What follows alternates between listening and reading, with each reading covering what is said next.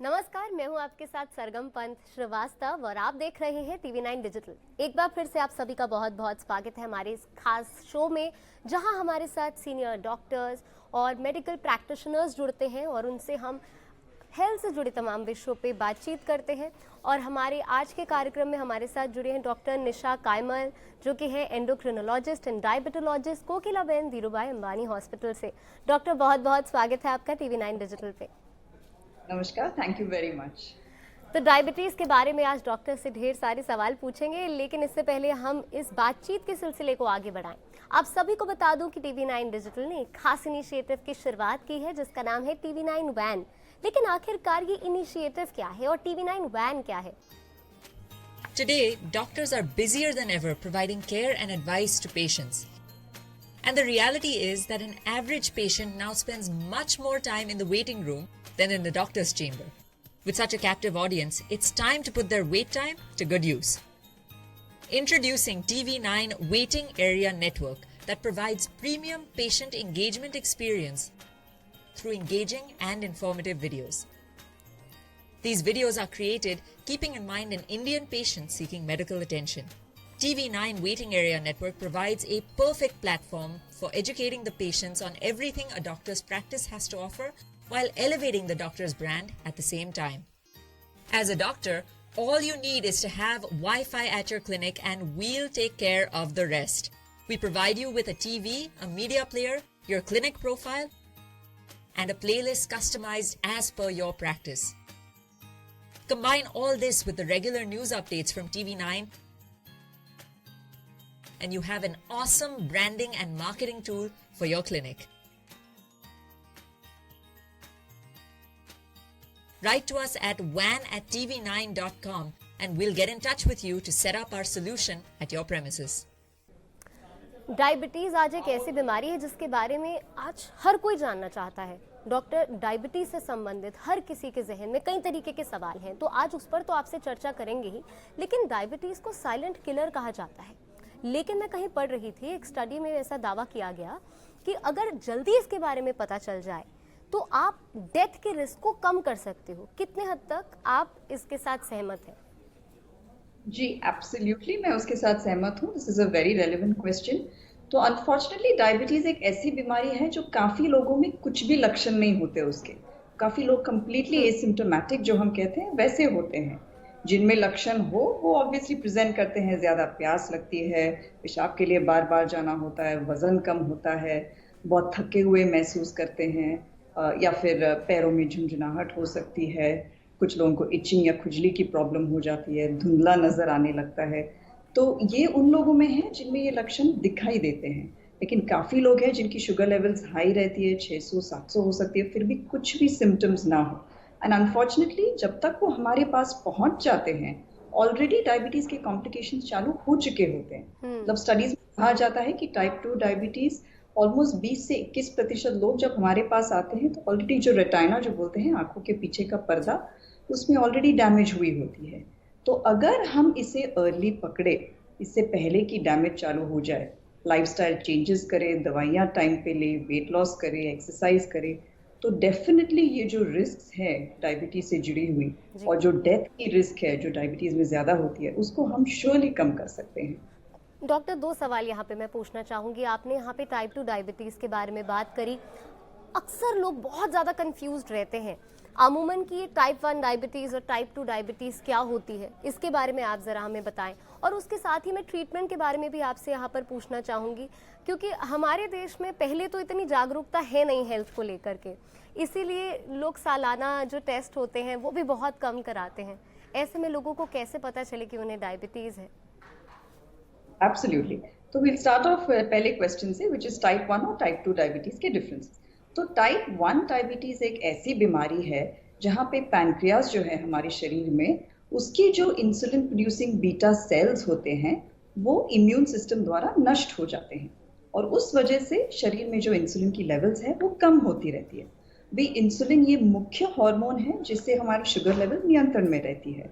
तो अगर insulin levels कम हो जाए तो जाहिर सी बात है शुगर लेवल्स बढ़ने लगते हैं। तो एसेंशियली टाइप 1 डायबिटीज में यही प्रॉब्लम होती है कि शरीर में इंसुलिन बन ही नहीं रहा है, इस वजह से शुगर्स बढ़ रही है। तो जाहिर सी बात है अगर इंसुलिन बन नहीं रहा हो शरीर में तो उसके इलाज के लिए हमें बाहर से इंसुलिन देना पड़ेगा, और इंसुलिन अनफॉर्चुनेटली अब तक सिर्फ इंजेक्शन फॉर्म में अवेलेबल है। इसीलिए टाइप 1 डायबिटीज का ट्रीटमेंट सिर्फ इंसुलिन इंजेक्शन द्वारा ही की जा सकती है, ना कि गोलियों से या दवाइयों से। एंड ज्यादातर हम देखते हैं कि टाइप 1 डायबिटीज कम उम्र वाले लोगों में होता है, तो पहले हम इसे जुवेनाइल डायबिटीज कहते हैं, लेकिन आजकल ज्यादातर टर्म यूज होता है टाइप 1 डायबिटीज। तो बच्चों में दिखाई देता है, टीनेजर्स में दिखाई देता है, लेकिन ऐसा नहीं है, ओल्डर अडल्ट में भी हो सकता है। अभी टाइप 2 डायबिटीज एक स्लाइटली डिफरेंट बीमारी है। इसमें इंसुलिन तो बन रहा है बॉडी में, लेकिन अनफॉर्चुनेटली वो इंसुलिन बराबर इफेक्ट नहीं कर पाता है, अपना काम नहीं कर पाता है, और ये होता है इंसुलिन रेजिस्टेंस की वजह से, और इसी वजह से दोबारा फिर उसमें भी शुगर्स बढ़ने लगती है। एंड टाइप 2 डायबिटीज बहुत इंपॉर्टेंट है याद रखना कि एक जीवन शैली से संबंधित एक बीमारी है ये, एंड इस वजह से अगर जीवन शैली में चेंजेस लाएंगे हम तो बहुत बहुत फर्क पड़ता है इसके आउटकम्स में। तो as far as treatment is concern, type 2 diabetes में लाइफस्टाइल चेंजेस तो हम बोल ही रहे हैं, लेकिन अगर उससे भी कंट्रोल ना हो तो टैबलेट्स दी जा सकती है, जो ऑफकोर्स टाइप 1 डायबिटीज में नहीं यूज होती। और अगर समझो टैबलेट से भी कंट्रोल ना हो तो फिर इंसुलिन इंजेक्शंस देना होता है। लेकिन ऐसा नहीं है कि इंसुलिन अगर आप स्टार्ट करें तो आपका टाइप ऑफ डायबिटीज चेंज हो गया, आप फिर भी टाइप 2 डायबिटीज हैं, लेकिन इंसुलिन ट्रीटेड टाइप 2 डायबिटीज कहलाता है। यानी अगर आपको टाइप 1 डायबिटीज है तो insulin injection is the only option that you have, but type 2 diabetes के जो पेशेंट्स हैं वो दवाई पर निर्भर कर सकते हैं। दवाई की अगर हम यहाँ पे बात करें, एलोपैथी कितनी कारगर है, और साथ ही में ये सवाल जो सभी के मन में रहता है, क्या लाइफ लॉन्ग एलोपैथिक दवाइयों पर निर्भर रहेगा पेशेंट अगर उसे डायबिटीज हो गई है तो? So that's a very important question. So the short answer to that is no actually, क्योंकि ऐसा नहीं है कि आज अगर हमने आपकी शुगर लेवल देखी और टैबलेट्स चालू की तो आपको ये जिंदगी भर लेनी पड़ेगी, क्योंकि टाइप 2 डायबिटीज में एक वर्ड हम यूज करते हैं जिसको बोलते हैं रेमिशन। तो इसको क्योर तो नहीं कहा जा सकता, इलाज तो नहीं कहा जा सकता, लेकिन अगर आप एकदम वेट लॉस करें तो मोस्ट इंपॉर्टेंट फैक्टर होती है वेट लॉस। अगर बहुत ज्यादा वेट लॉस हो जाए तो शुगर लेवल्स आपकी नॉर्मल भी हो सकती है, एंड ऑफ कोर्स उसके साथ में डाइट चेंजेस, उसके साथ में एक्सरसाइज। अगर एक ब्लड टेस्ट आपकी नॉर्मल आई बिना कोई दवाइयों के, और समझो 6 महीने बाद दोबारा एक ब्लड टेस्ट नॉर्मल आई बिना कोई दवाइयों के, तो इसे हम कहते हैं टाइप 2 डायबिटीज का रेमिशन। इसमें स्टडीज भी हैं जो अब्रॉड की गई हैं, तो इट इज पॉसिबल। ऐसा नहीं है कि आज लेवल अबनॉर्मल आया है, टैबलेट चालू हो गई है, मतलब it has to be life long, बिल्कुल भी नहीं। क्योंकि अक्सर लोगों के मन में सवाल भी होता है, डर भी होता है कि now that we are diabetic we will have to continue with the medication for the entire life. तो मुझे लगता है ये एक राहत की बात होगी डायबिटीज़ के पेशेंट्स के लिए। और यहाँ पर मैं आपसे पूछना चाहूँगी, अक्सर मैंने देखा है मेरे इर्द गिर्द जिन लोगों को डायबिटीज़ है उन लोगों को अचानक से भूख बहुत ज़्यादा लगती है, और वो इतनी ज़्यादा लगती है कि उसके वजह से उनको सर में दर्द होना शुरू हो जाता है, उनको बहुत डिजीनेस फील होनी शुरू हो जाती है, उनके एनर्जी लेवल्स बहुत ज़्यादा डाउन चले जाते हैं। ऐसा क्यों होता है?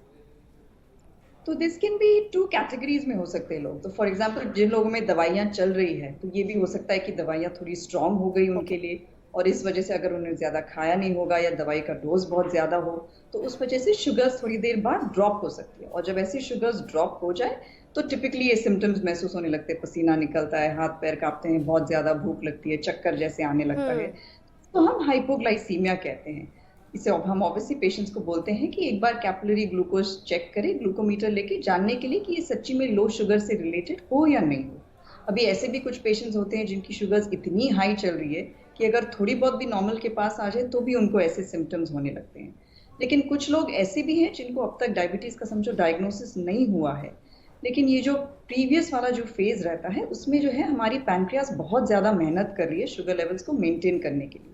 और कभी कभी जब पैनक्रियास बहुत ज्यादा मेहनत करती है तो शरीर में इंसुलिन लेवल ज्यादा हो जाते हैं, और वो थोड़ा एक मिसमैच हो जाता है कार्बोहाइड्रेट और ग्लूकोज लेवल्स और इंसुलिन के बीच में। और जब ऐसा होता है तो खाना तो निकल चुका होता है सिस्टम से, लेकिन ये इंसुलिन लेवल ज्यादा रहती है और उसके बाद से सडनली शुगर जो है आपकी डाउन हो जाती है, और फिर जो आपने टिपिकल सिम्टम्स बताए वो महसूस होते हैं पेशेंट्स को, और फिर उन्हें दोबारा खाना पड़ता है, फिर दोबारा यही साइकिल रिपीट होता रहता है।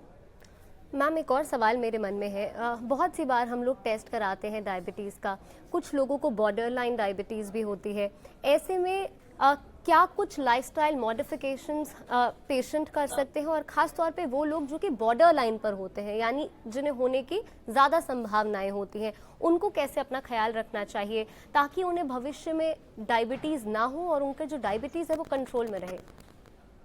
That's right, again a good question. तो ये काफी हमारा बड़ा कैटेगरी पॉपुलेशन है जिनको हम बोलते हैं प्री डायबिटीज या इम्पेयर्ड फास्टिंग ग्लूकोज या इम्पेयर्ड ग्लूकोज टॉलरेंस।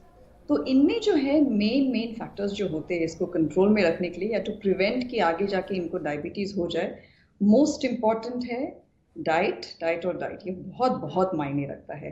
डाइट को हम काफी अंडर एस्टिमेट करते हैं। बहुत सारे पेशेंट्स बोलते हैं मैडम शुगर तो हम खाते नहीं है, फिर लेवल क्यों हाई है, but it's much more complex than that. सिर्फ शुगर रिस्ट्रिक्शन की बात नहीं होती है, it's also about carbohydrate restriction. मतलब हम रिफाइंड और सिंपल कार्बोहाइड्रेट्स अवॉइड करें एंड ज़्यादा वेजिटेबल्स खाए, प्रोटीन खाए ज़्यादा, जितना कि पॉसिबल हो। अगर लोगों को किडनी डिजीज़ है तो उसमें एडजस्टमेंट्स हो जाती है। तो बहुत फैक्टर्स है डाइट में जो हमें कंट्रोल करना चाहिए, जिससे कि डिले हो सकती है द प्रोग्रेशन टू डायबिटीज़, या अगर डायबिटीज़ हो तो उसे कंट्रोल में रखा जा सकता है। दूसरा इंपॉर्टेंट एस्पेक्ट होता है वेट लॉस। जैसे हमने पहले कहा कि लोगों का रिमिशन भी हो सकता है अगर बहुत ज़्यादा वेट लॉस हो जाए, तो ये बहुत इंपॉर्टेंट होता है। जैसे भी तरीके से आप वेट लॉस ट्राई करें, be it diet restriction, be it exercise. Which brings us on to the तीसरा पॉइंट जो है एक्सरसाइज। तो रोज एक्सरसाइज करनी चाहिए। गाइडलाइंस के हिसाब से तो बोलते हैं कि हफ्ते में एटलीस्ट 150 मिनट का एक्सरसाइज होना चाहिए। तो ऐसे गिनने जाए तो दिन में around half an hour a day is what is recommended. और ये होनी चाहिए moderate to vigorous intensity exercise, मतलब जो छोटी सांस फूलने लगे ऐसे टाइप का एक्सरसाइज। अभी ऑब्वियसली ये सारे तो नहीं कर सकते, इट हैज डिपेंड्स कि हार्ट की प्रॉब्लम्स हो तो आपके डॉक्टर के साथ डिस्कस करना चाहिए। और जो कर सकते हैं वो स्लो से स्टार्ट करके धीरे धीरे अपनी एक्सरसाइज की इंटेंसिटी बढ़ाते जाए। तो ये 3 एस्पेक्ट्स जो होते हैं बहुत इंपॉर्टेंट है। 1-2 दवाइयाँ भी हैं जो प्री डायबिटीज स्टेज में यूज हो सकती हैं, जो आप अपने डॉक्टर के साथ डिस्कस कर सकते हैं। बट सबसे ज़्यादा इंपॉर्टेंट है टेस्टिंग एट फ्रीक्वेंट इंटरवल्स, क्योंकि जैसे हमने कहा कुछ लोगों में लक्षण होते ही नहीं है, तो जब तक टेस्ट नहीं करेंगे हमें पता नहीं चलेगा कि कहाँ अभी डायबिटीज हो गया है या कंट्रोल पुअर है, पता ही नहीं चलता। डॉक्टर, अभी आपने 3 एस्पेक्ट्स की बात करी, तो यहाँ पे डाइट बहुत ही इंपॉर्टेंट फैक्टर है डायबिटिक का पेशेंट्स के लिए। और अगर हम डाइट की बात करें तो इंडियन पेशेंट्स को ऐसा लगता है कि हमने चीनी तो छोड़ दी है, तो चीनी हम नहीं खाते हैं, तो अब हम ठीक है, हम सेफ जोन में हैं। और वो भूल जाते हैं कि इंडियन डाइट में, जैसे अभी आपने कहा कि कार्बोहाइड्रेट का इंटेक बहुत ज़्यादा होता है, चाहे आप आलू ले लीजिए या फिर चावल ले लीजिए। तो ऐसे केसेस में क्या डाइट मॉडिफिकेशंस करना चाहिए, और ख़ास तौर पे वो चीज़ें जो बिल्कुल अवॉइड करनी चाहिए डायबिटिक पेशेंट्स को? जी, तो हमारे सारे पेशेंट्स जानते हैं कि शुगर को तो अवॉइड करना ही है, तो वो हमारे पास आने से पहले ही वो स्टार्ट कर देते हैं, which is a very good thing. लेकिन हम ये इग्नोर कर देते हैं कि कार्बोहाइड्रेट्स जो हमारे डाइट का प्रिडोमिनेंट हिस्सा होता है, स्पेशली इंडियंस में तो बहुत ज़्यादा प्रिडोमिनेंट होता है, वो भी बॉडी में ब्रेक डाउन होकर ग्लूकोज या शुगर ही बनता है। तो फॉर एग्जाम्पल लंच में हमने खाई है रोटी चावल, वो ब्रेक डाउन होकर ग्लूकोज बनता है। सुबह जो खाया होगा poha upma, all of that breaks down और उसे ग्लूकोज ही बनता है शरीर में। तो इस वजह से जो इन चीजों, ऐसा नहीं है कि इनको बिल्कुल भी अवॉइड करना है, अभी हम आगे कभी रोटी या चावल नहीं खा सकते, it's not necessarily like that. तो उनकी जो मात्रा है प्लेट में उसे कम करनी चाहिए और सब्जियां ज्यादा होनी चाहिए। तो समझो लोग सिर्फ 1 वाटी सब्जी जो खाते हैं और 4 रोटियां, उसके बदले में 2 रोटी करके इफ यू नीड 2 वाटी सब्जी खाएं, 2 वाटी दाल। This is a simple suggestion which can be made, जिससे कि प्रोटीन और वेजिटेबल कंटेंट ज्यादा हो जाए और कार्बोहाइड्रेट कम करे। और ऑब्वियसली जो हम बोलते हैं रिफाइंड कार्बोहाइड्रेट्स, फॉर एग्जांपल मैदे के जो प्रोडक्ट्स होते हैं वो अवॉइड करें, बेकरी के प्रोडक्ट्स अवॉइड करें, एंड कोई भी पैकेज्ड गुड्स, क्योंकि उसमें नॉट जस्ट कार्बोहाइड्रेट्स लेकिन ऑयल भी रहता है, फ्राइड रहते हैं, प्रिजर्वेटिव्स वगैरह रहते हैं, तो ये चीज़ें अवॉइड करने से ही बहुत बहुत फर्क पड़ता है। द सिंपल मॉर्निंग जो चाय के साथ हम 2 बिस्किट लेते हैं, that just cutting down those 2 biscuits, उससे भी फर्क पड़ जाता है। तो बेसिकली जो हर मील में हमारे कार्बोहाइड्रेट्स होते हैं, अनफॉर्चुनेटली स्पेशली इंडियन वेजिटेरियंस के लिए प्रोटीन ऑप्शंस बहुत लिमिटेड होते हैं, एंड उस वजह से वो उसे कॉम्पेंसेट किया जाता है ज्यादा कार्बोहाइड्रेट्स लेके। इसलिए तो हम धीरे धीरे करके diabetes capital of the world बनने वाले हैं। तो ये हमारी जो हर मील की कार्बोहाइड्रेट कंटेंट है उससे कम करनी चाहिए। Diabetes capital of the world वाकई में बड़ी चौंकाने वाली बात है। और जिस तरीके से केसेस बढ़ रहे हैं डायबिटीज़ के, वाकई में हम सभी को न सिर्फ जागरूक होने की ज़रूरत है अपने हेल्थ के प्रति, बहुत ज़रूरी है कि हम अपनी जीवन शैली में भी परिवर्तन करें, जैसे आपने आज हमारे दर्शकों को बताया। डॉक्टर, बहुत बहुत शुक्रिया कि आप TV9 डिजिटल के साथ जुड़े और आपने हमारे दर्शकों को ये खास जानकारी दी। Thank you very much. तो इसी के साथ आज के लिए बस इतना ही। इस तरीके की तमाम वीडियोस के लिए आप अभी सब्सक्राइब करें TV9 डिजिटल। और जाने से पहले आप सभी को याद दिला दूं एक बार फिर से कि TV9 डिजिटल ने एक खास इनिशिएटिव की शुरुआत की है जिसका नाम है TV9 वैन। वैन यानी कि वेटिंग एरिया नेटवर्क, जहां हम आपके लिए लेकर आते हैं patients educational videos for the network area. तो बस आज के लिए मुझे दीजिए इजाजत और देश और दुनिया की तमाम बड़ी खबरों के लिए जुड़े रहिए TV9 डिजिटल के साथ।